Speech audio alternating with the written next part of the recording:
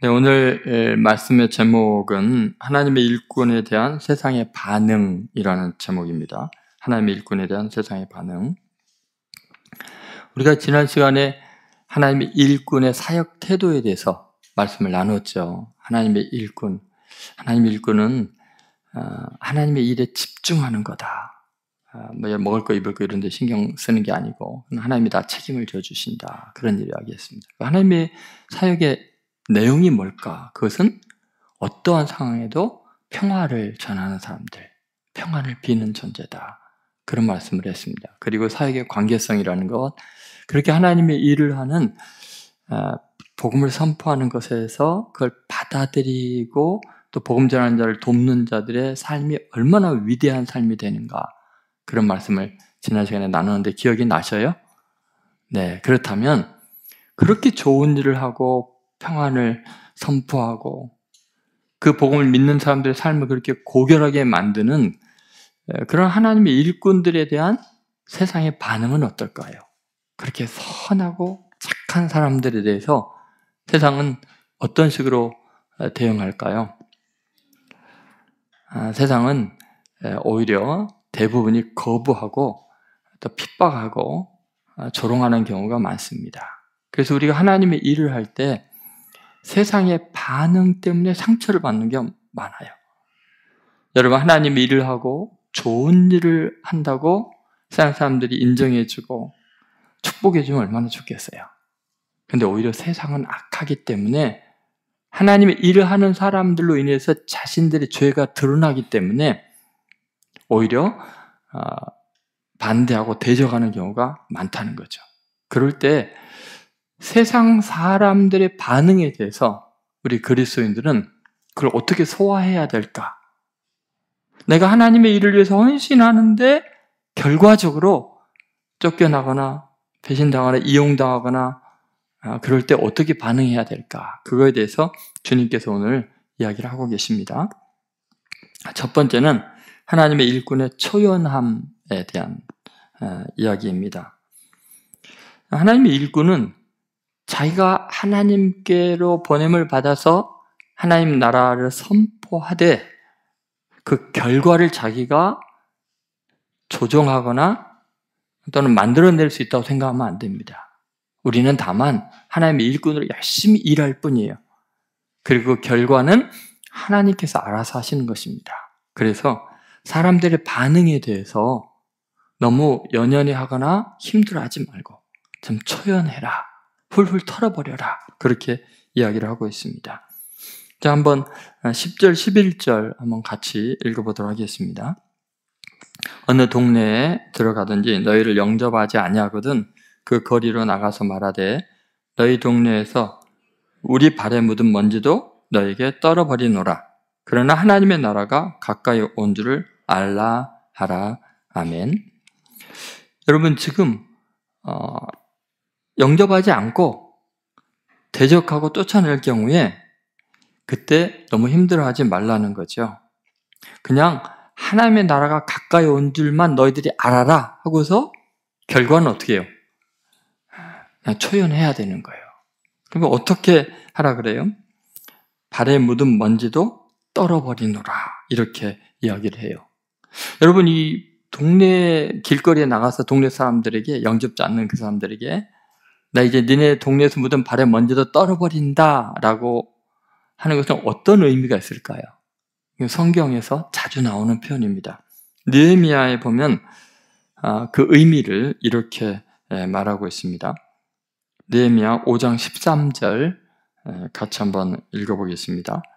내가 옷자락을 털며 이르기를 이 말대로 행하지 아니하는 자는 모두 하나님이 또한 이와 같이 그 집과 산업에서 털어버리실지니 그는 곧 이렇게 털려서 빈손이 될지로다 하며 회중이 다 아멘하고 여호와를 찬송하고 백성들이 그 말한 대로 행하였느니라.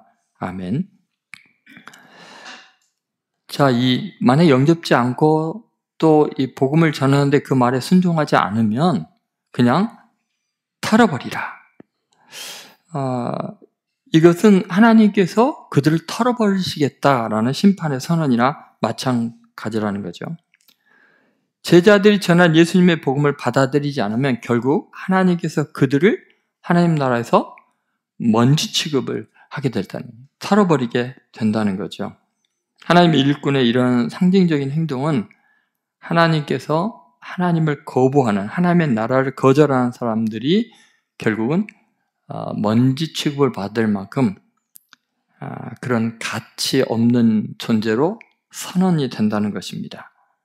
이렇게 말씀을 거부한 자들, 하나님의 일꾼들을 영접자냐고 거부하는 사람들에게는 이렇게 먼지를 털어버림으로써 그들이 하나님 나라에서 얼마나 무가치한 존재인지를 이게 선포하는 굉장히 중요한 행위가 됩니다. 그래서 초대교회에서는 복음을 전할 때 상대방이 박해를 하거나 거부할 때는 항상 이 전통적인 이 행동을 해왔습니다. 예를 들면 이제 바울과 바나바도 마찬가지인데요. 사도행전 13장 50절에서 52절에 보면 이렇게 나와 있습니다. 자, 같이 읽겠습니다. 이에 유대인들이 경건한 귀부인들과 그 신의 유력자들을 선동하여 바울과 바나바를 박해하게 하여 그 지역에서 쫓아내니 두 사람이 그들을 향하여 발의 티끌을 떨어버리고 이고니온으로 가거늘 제자들은 기쁨과 성령이 충만하니라. 아멘. 여러분, 복음을 전하는 이들은 세상의 반응에 대해서 결과를 완전히 하나님의 심판에 맡기는 거예요. 다만 하나님의 복음을 전한 것으로 책임을 다했기 때문에 기뻐하라고 이야기합니다. 그들의 반응, 그들이 나를 핍박하느냐 환영하느냐 거기에 일희일비하지 말라는 거죠. 그냥 이렇게 먼지를 떨어버리듯이 나를 어떻게 대했는가, 내가 얼마나 큰 실적을 남겼는가 못 남겼는가 이런 거는 그냥 먼지 털듯이 가볍게 털어버리라는 거예요. 거기에 연연하거나 상처받지 말라는 거예요. 이것은 내가 수고의 결과나 업적을 내 것으로 만들려는 집착에서 벗어나라는 거예요. 하나님의 일은 하나님이 하신다. 우리는 하나님의 심부름으로 하나님 나라를 선포할 뿐이고 그 사람과 하나님과의 문제라는 거예요. 나는 하나님의 나라가 가까이 왔다 하고 말하고 털어버리고 그 다음에 가야 될 길이 많다는 거죠. 여러분, 우리는 그저 복음을 전하라고 보냄을 받은 거지 이미 익은 열매들은 추수하라고 보낸 거지 우리가 열매를 만드는 거 아니라는 거예요. 내 공적을 쌓는 것이 목적이 아니기 때문에 연연해 하지 말라고 그냥 먼지 털어버리듯이 초연하라고 이야기를 합니다. 여러분, 우리는 우리의 능력으로 하나님의 나라를 앞당길 수 있다고 생각하면은 결과가 안 좋을 때 힘들어지잖아요. 그런데 하나님의 나라는 누가 이루시는 거예요? 하나님께서 이루시는 거예요. 그래서 우리는 결과에 대해서 연연해 하지 않고 하나님께서 보내시면 가고 말하라면 말하고 그럴 뿐이죠. 여러분, 그래서 11절에서 하나님의 나라가 가까이 온 줄 알라 그렇게 말하고 떠나라고 이야기하는 거죠. 여러분, 꼭 나를 어떻게 세상이 바라보고 나를 어떤 식으로 대우하는가 그거에 연연하지 마시고 우리는 보냄을 받은 자로서 복음을 전하고 좀 먼지 털어버리듯이 결과에 대해서는 하나님께 맡기는 귀한 성도들 되시기를 주의 이름으로 소망합니다. 두 번째는 하나님의 일꾼을 거절한 대가입니다. 그러면 우리는 그렇게 복음을 전하고 그들이 영접하든 안 하든 그들의 문제라면 과연 그들은 어떤 대가를 치르게 될까요? 10장 12절부터서 14절에 나와 있는데 한번 같이 읽어보겠습니다. 내가 너에게 말하노니 그날의 소돔이 그 동네보다 견디기 쉬우리라. 화 있을진저 고라시나 화 있을진저 벳세다야. 너에게 행한 모든 권능을 두로와 시돈에서 행하였더라면 그들이 벌써 베옷을 입고 제에 앉아 회개하였으리라. 심판 때에 두로와 시돈이 너희보다 견디기 쉬우리라. 아멘. 여러분, 하나님의 복음을 전하는 자들을 거역하고 영접지 않은 것은 아주 엄중한 죄가 됩니다. 그것은 소돔이 지은 죄보다도 더 심각한 형벌을 받을 거다. 소돔이 오히려 견디기 쉬울 거라 할 정도면은 대단히 심각한 죄라는 거죠. 여러분, 소돔은 우리가 알다시피 성적으로 극도로 타락한 그 죄악의 대명사잖아요. 멸망의 상징적인 유황불이 내려서 완전히 멸할 정도로 심각한 죄였습니다. 그런데 예수님께서 파송한 사역자들을 영접지 않고 거역하는 이스라엘의 백성들은 그 이방인들 하나님께서 완전히 진멸한 그 죄악의 도성보다도 더 죄악이 중하다라고 선언을 하고 있습니다. 여러분, 하나님의 일꾼, 하나님이 보낸 사람들을 영접지 않은 것이요, 행위로 범한 윤리적, 도덕적 죄악과는 비교할 수 없을 만큼 심각한 죄악이고 그 결과는 어마어마한 형벌이 기다리고 있다, 이렇게 이야기를 하거든요. 여러분, 왜 그럴까요? 여러분, 우리 생각에는 어때요? 뭐 동성애니, 또 살인이니, 간음이니, 이런 죄가 크다고 생각하죠, 당연히.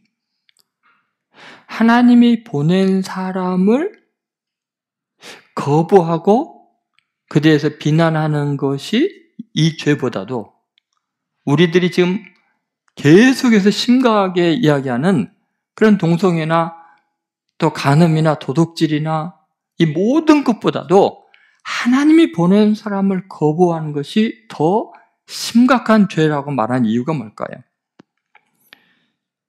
우리는 흔히 죄의 문제를요, 인간과 인간 관계 속에서 이 비정상적인 관계, 거기에 한정하는 경우가 있어요. 그러니까 인간과 인간의 관계 속에서 정상적인 도리에서 어긋나는 것들을 죄로 규정을 합니다. 그런데 그것도 죄악이죠. 하나님께서 그렇게 하지 말라는 율법을 주셨습니다. 근데 그것보다 더 심각한 죄는 뭐냐? 하나님과의 관계가 단절되거나 파괴되는 것입니다. 하나님께서 관계를 맺기 위해서 하나님의 사람을 보내서 죄를 회개하고 구원에 동참하고 나와의 관계를 회복하고 내 사랑하는 자녀들이 되자라고 그렇게 하나님께서 제안한 그 모든 걸 거부하고 하나님을 대적하는 것은 인간과 인간관계 속에서 지은 죄보다도 더 심각한 문제가 발생합니다. 왜냐하면 사실은 모든 인간관계가 순리대로 관계를 맺지 못하고 영리로 죄악에 빠지게 된 이유가 뭐냐면 창조주신 하나님을 떠난 증상이거든요. 가장 심각한 원인은 하나님을 배반하고 하나님이 인정하지 않을 때 인간은 무슨 짓을 인지합니다. 한없이 악마화될 수 있습니다. 그렇기 때문에 정말 근본적으로 심각한 것은 내가 다른 인간에게 어떤 행위를 했느냐 안 했느냐 또는 누군가 그런 일을 했느냐 안 했느냐보다 더 무서운 죄가 하나님을 거부하는 것입니다. 이건 사탄적인 죄입니다. 하나님을 떠나면 모든 죄악들이 인간 속에서 발화하기 시작합니다. 그래서 하나님이 보낸 사람을 거부하는 것은 하나님을 거부하는 거기 때문에 이 죄는 우리가 행위로 지은 어떤 죄보다 심각합니다. 이건 제 말이 아니고 그냥 성경에 나와 있는 그대로를 제가 이야기를 드리는 겁니다. 생각해 보세요. 하나님께서 율법을 주셨어요. 모세오경을 비롯해서. 근데 그것을 거부하는 자는 멸망을 당하게 돼요. 그런데 여러분, 주신 율법 계명을 거부해도 심판을 받거든. 하나님의 독생자를 사랑하는 그 아들을 보내서 우리에게 아낌없이 내어주셨는데 그 아들을 거부하는 죄는 율법을 거부하는 것과 비교가 안 될 만큼 엄청난 대적 행위를 하나님께 하는 거 아니겠습니까? 그래서 하나님의 보내신 자를 거부하는 것은 소돔이 지은 죄보다도 더 심각한 거예요. 여러분, 오늘 본문에 보면 이제 고라신과 벳세다라는 이스라엘의 고울이 나옵니다. 이들은 예수님의 놀라운 능력을 체험했습니다. 그런데 그들이 회개하지 않고 거부했습니다. 이 고라신과 벳세다에서 하나님께서 어떤 능력을 행하셨냐면요, 베드로를 빌베서 빌립이라든지 예수님이 진짜 귀하게 쓰신 제자들이 선택된 곳이에요. 그들의 고향이기도 해요. 그리고 여기에서 오병이어의 기적이 일어났어요. 귀신을 쫓아내는 엄청난 능력도 행했어요. 그것을 다 보고도 이들은 하나님의 보내신 자들, 70인을 파송했더니 그들이 영접지 않고 그들을 쫓아냈어요. 그들은 하나님의 나라의 구원의 능력을 분명히 경험했잖아요. 육신으로도 영적으로도. 하나님의 나라의 위대한 은혜를 맛보아 놓고도 예수님이 보낸 사람들, 하나님이 파송한 자들을 영접지 않았어요. 그래서 어떤 죄보다 더 심각하다. 그 이야기를 합니다. 그럼 우리는 하나님의 일꾼으로 복음을 전하는 이 일이 얼마나 중요한 일인지 알아야 됩니다. 하나님의 나라를 전파하는 것은 그 어떤 죄악에 대해서 외치는 것보다도 더 중요하고, 그리고 하나님의 나라를 거부하는 사람들은 어떤 죄를 지은 것보다 더 심각한 죄악에 빠져 있다는 것을 우리는 잊지 않아야 됩니다. 그러면 우리가 하나님의 일꾼으로서 세상에 하나님의 나라를 전파하는 것, 그것이 가장 의미 있고 중요한 일이라는 것을 마음에 깊이 새기기를 주의 이름으로 소망합니다. 세 번째, 이제 하나님의 일꾼의 위상입니다. 하나님의 일꾼, 즉 하나님께 보냄을 받은 사람들은 하나님의 대리인이라는 것을 여러분, 주님이 지금 강조하고 있는 것을 보실 필요가 있습니다. 보냄을 받은 사람은 보냄 분의 위상을 그대로 물려받게 됩니다. 여러분, 우리가 하나님께 보냄을 받았다, 이것은 나를 어떻게 대하느냐가 하나님을 어떻게 대하는 것과 동일한 그런 태도가 된다는 거죠. 그래서 보냄을 받은 하나님의 일꾼에 대해서 결코 교만하게 행해서는 안 됩니다. 15절을 보시면 이렇게 나와 있죠. 자, 같이 읽겠습니다. 가버나움아, 내가 하늘에까지 높아지겠느냐? 음부에까지 낮아지리라. 이렇게 이야기하잖아요. 지금 교만하고 높아져 있는 거예요. 왜요? 하나님이 보내신 자들을 영접지 않는 거. 그것은 하늘에까지 높아지는 거예요. 하나님이 보낸 사람을 거부하는 것은 하나님과 맞먹겠다는 거나 마찬가지죠. 그래서 하나님께서 음부에까지 낮춰버리겠다, 이렇게 이야기를 하죠. 16절에 보면은 하나님께서 보내신 자, 그에게 어떻게 하느냐가 곧 보내신 자에게 어떻게 한다는 것을 그대로 말씀하고 있습니다. 16절 같이 읽습니다. 너의 말을 듣는 자는 곧 내 말을 듣는 것이요, 너희를 저버리는 자는 곧 나를 저버리는 것이요, 나를 저버리는 자는 나 보내신 이를 저버리는 것이라 하시니라. 아멘. 여러분, 세상 사람들은요, 그리스도인들, 하나님의 일꾼들을 세상적인 가치 평가 기준으로 폄하합니다. 그래서 우리가 비교하면서 예수 믿는 사람들, 복음 전하는 사람들 별 볼 일 없고 가난하고 아는 것도 별로 없고 무식하고 그렇게 교만히 행할 수가 있습니다. 그런데 이것은 굉장히 큰 실수입니다. 왜냐하면 보냄을 받은 자는 개인의 자질이나 경제력이나 지적인 능력이나 권위나 이건 아무 문제가 되지 않습니다. 누가 보냈느냐가 그 사람의 위상을 결정하는 겁니다. 여러분, 맞습니까? 여러분, 아무리 초라한 사람이어도요, 대통령이 보내면 대사인 거예요. 보낸 분이 누구냐가 중요하지, 보냄을 받는 자와 나랑 비교하는 것은 어리석기 짝이 없는 일입니다. 제가 어렸을 때부터 심부름을 자주 해봐서 알아요. 근데 정말 인품이 고결한 분들은요, 저같이 어린 학생이 꾀지지해갖고 가서 심부름으로 선물 전달해 주는데도요, 누가 보냈는지 때문에 저를 극진히 대해줍니다. 잘 좀 전해주세요.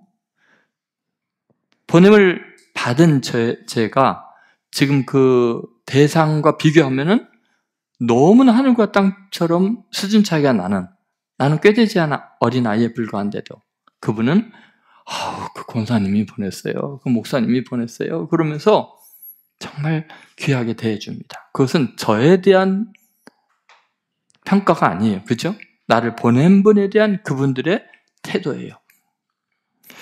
여러분, 이것은 아주 기본적이잖아요. 예수님께서는 이것을 다시 한번 각인시키고 있는 거예요.